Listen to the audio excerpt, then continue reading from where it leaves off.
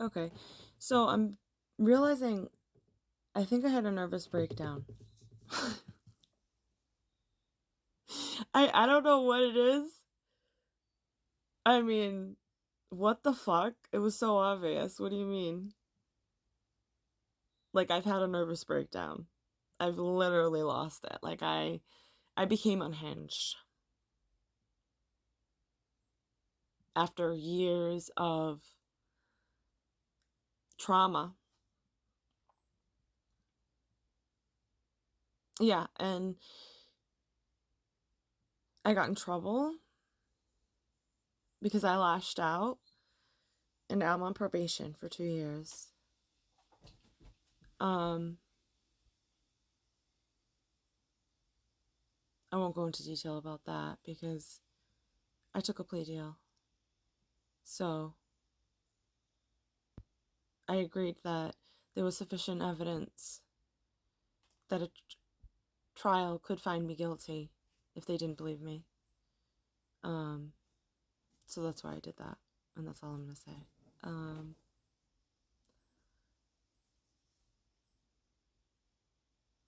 yeah, I had a nervous breakdown, and in the midst of it, my cat died because the same thing that happened to my dog.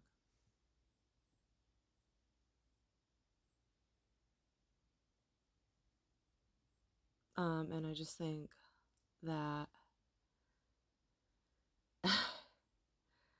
wow, it's been a ride. It's been a freaking ride, man. And I think I've been through so much.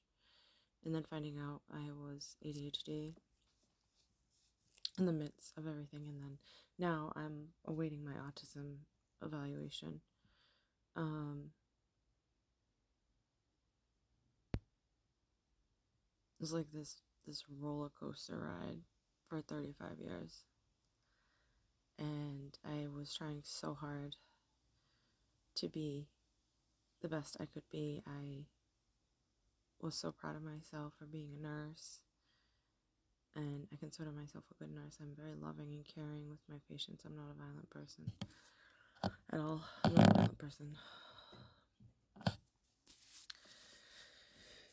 Um,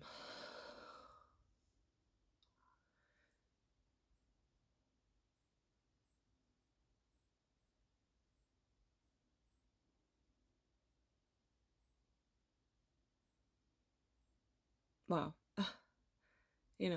I think if I was diagnosed sooner, it wouldn't have happened like this. Not that it's anyone's fault, because it's not. Um, I just think if I would have gotten help earlier, I would have known, I would have had better, like, discernment as to who to have in my life and not to have in my life. And I'm not trying to blame everybody else, but,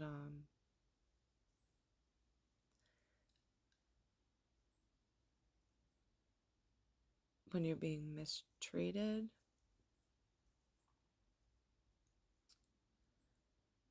and it's almost like you're normalizing it because that's what you're kind of used to. Um, it does something to your nervous system and just, all your emotions and stuff. And when you're trying to juggle everything, I was trying to raise my son, be a nurse. I felt successful. I was really making great money. Um, and I can go back to it, and I'm going to in a couple of years. Um, once all of this is all set. But I've definitely have now 2 years to really reflect on what's gotten me here. So, and I'm definitely doing that.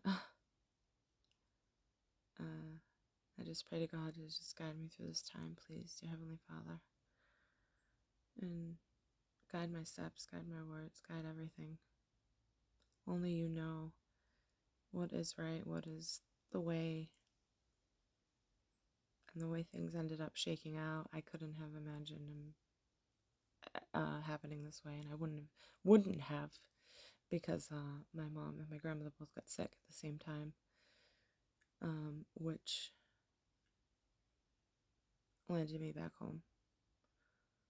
And I wouldn't have wished that they got sick for me to come back home and need me, but that's how things ended up working out. And it's just, God always works things out in the most bizarre ways, I feel like, to just kind of, and then you look back and you're like, what the heck, that I couldn't have planned that out better, or not that, not that I could have planned that better. Yeah, I wish that they would have just allowed me to come back, but they didn't, because I had gone back and forth so many times. And during that time of being rejected, I was a mess. I was a mess. And I realized that I had burned my bridges.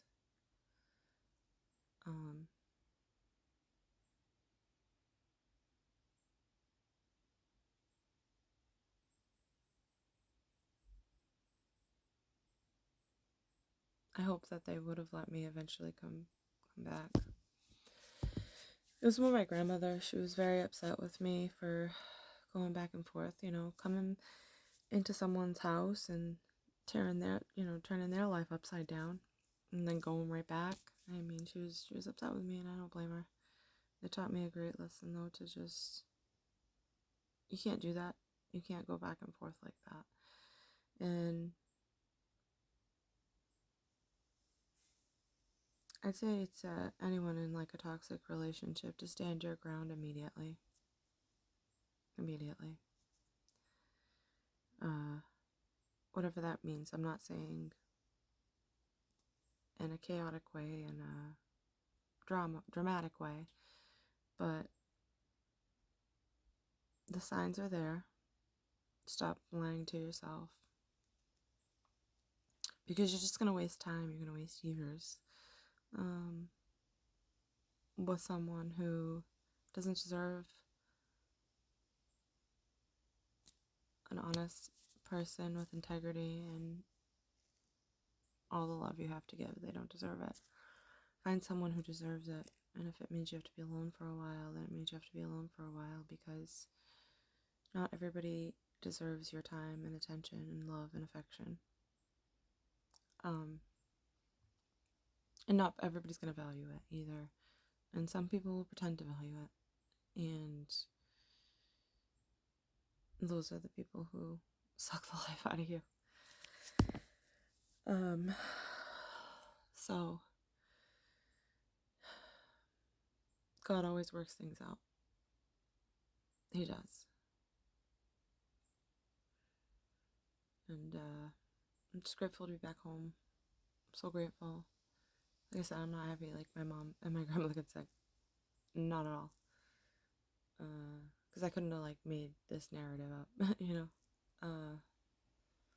but somehow I landed back here, and I thank God every single day for taking my son and I out of that house.